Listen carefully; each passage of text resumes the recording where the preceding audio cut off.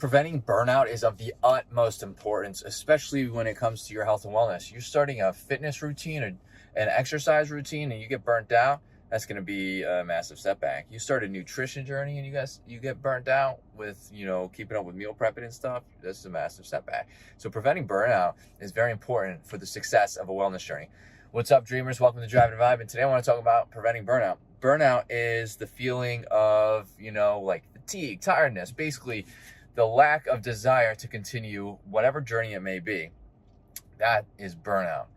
Or obviously at some point building resentment towards that journey. Okay, you want to avoid that pretty much at all costs. Okay, because that'll cause a big setback, right? Obviously, let's give an example. You start a fitness routine at the gym. You haven't gone ever. You want to start, so now you straight up go 4 days a week. I never recommend this to clients, friends, family, anybody who's just starting out.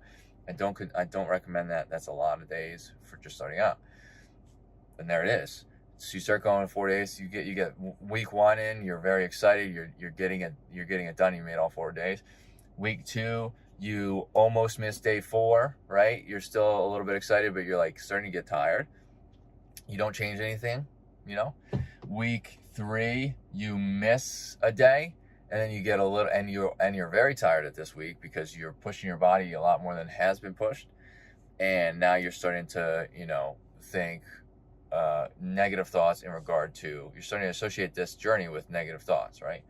And then week 4, let's say you get to week 4, and then you end up missing 2 days this time just because you're too tired. So you only do the 2 days, and then you say you'll get back to it next week or whatever, but you never change anything up. And then week 5, you're so tired you don't go any days. This happens.